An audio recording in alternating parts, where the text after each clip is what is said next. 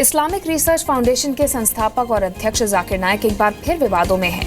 ढाका में हुए terror attack के बाद खुलासा हुआ है कि हमले में शामिल एक आतंकी रोहन इम्तियाज जाकिर नाइक से प्रभावित था और अक्सर फेसबुक पर कट्टरता से भरे पोस्ट डाला करता था, जिसमें वो नाइक की बातों का हवाला देता था। अब सवाल यह है कि क्या जाकिर नाइक के भाषण और उनकी विचारधारा मुस्लिम नौजवानों को कट्टरता की तरफ बहका रहे हैं?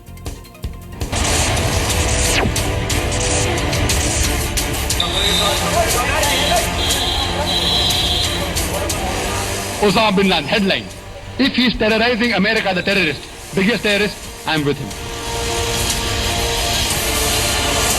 Claim to be Sufis today in this world, they have deviated from the right path.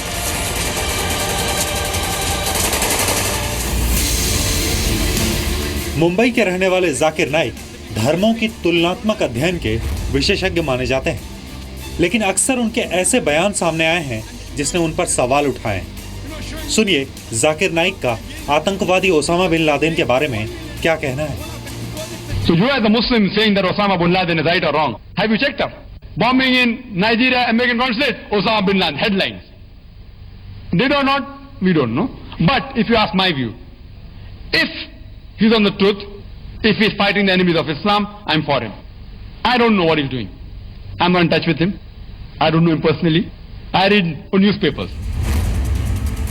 Zakir Naik पर आरोप लगता है कि वो वहाबी विचारधारा को फैला रहे हैं। वहाबी वही विचारधारा है जिसके बल पर आईएसआईएस ने सीरिया और इराक में आतंक का साम्राज्य खड़ा किया है। इसी विचारधारा के प्रचार के दौरान जाकिर नाइक दूसरी विचारधाराओं को खारिज कर रहे हैं। सुनिए जाकिर नाइक का सूफी विचारधारा के बारे में क्या कहना है। What did you call about the Sufi movement?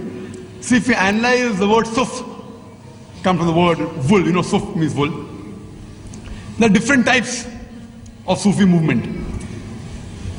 You know, but all of these movements that you analyze, these movements, they follow part of Islam.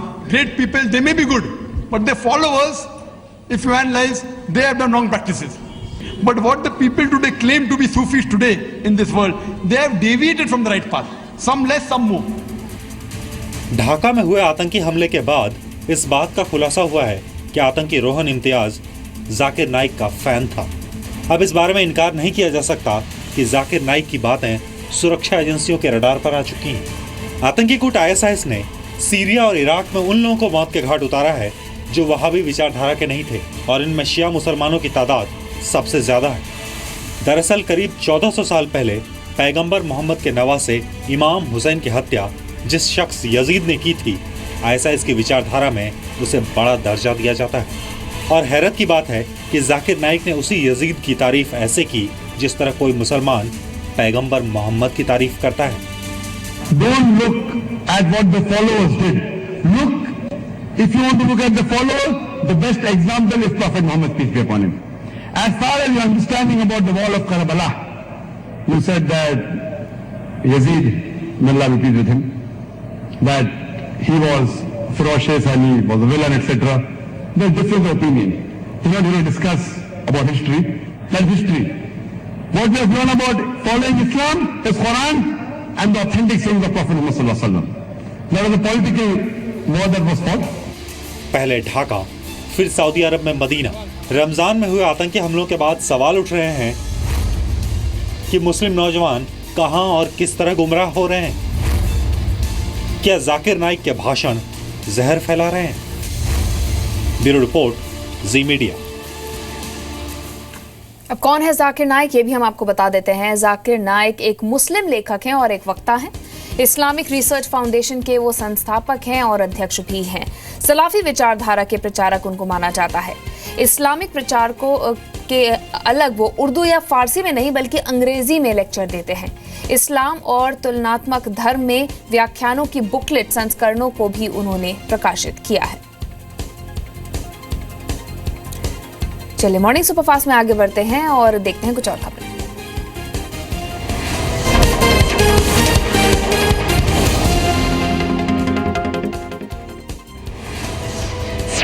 मुख्यमंत्री शिवराज सिंह चौहान ने मंगलवार को मंत्रियों और अधिकारियों के साथ अलग से एक बैठक की। इस बैठक में मुख्यमंत्री ने मंत्रियों और अधिकारियों को हिदायत देते हुए कहा कि जन संकल्प 2013 और विजन 2018 में पिछले 2.5 साल में हुए काम पर रिपोर्ट तैयार करें। इस दौरान जहां पर कामों में कमी रह गई है उसे दूर करने के लिए रोड मैप तैयार करें। सीएम ने साथ ही कहा कि अफसरों का सीआर इसी रोड मैप के आधार पर लिखा जाएगा और मंत्रियों का परफॉर्मेंस भी इसी से तय होगा। एमपी के छतरपुर में आम आदमी की दिक्कतों को दूर करने के लिए जिला कलेक्टर की मौजूदगी में हुई जन सुनवाई पूरी तरह से मजाक बनकर रह गई। कलेक्टर की मौजूदगी में जब लोग अपनी समस्याएं बता रहे थे, उस दौरान कई अधिकारी अपने फोन पर सोशल साइट्स पर फोटो देखने में व्यस्त थे। दूर दूर से आए लोग अपनी दिक्कतों को उनके सामने रख रहे थे, लेकिन अफसर उस वक्त सोशल मीडिया पर अपना टाइम पास कर रहे थे। एमपी के जबलपुर में नर्मदा नदी में मौत की छलांग लगाने का खौफनाक वीडियो सामने आया है।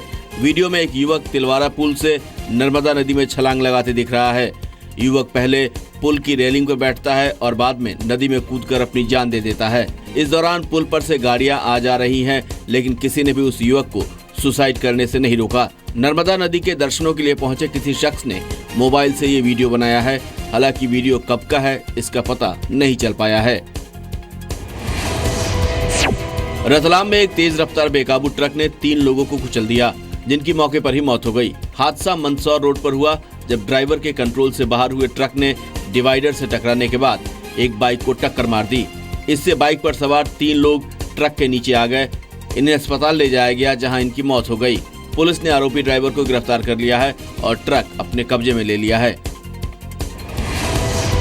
आर्म्स एक्ट के मामले में जोधपुर सेशंस कोर्ट से बॉलीवुड एक्टर सलमान खान को राहत मिली है। सेशंस कोर्ट ने सलमान की तरफ से दायर निगरानी याचिका को स्वीकारते हुए सीजीएम कोर्ट को 12 जुलाई को दोबारा सुनवाई का आदेश दिया है। इस दौरान अपनी बेगुनाही साबित करने वाले सबूतों को कोर्ट में पेश करने के लिए सलमान को काफी वक्त मिल गया है।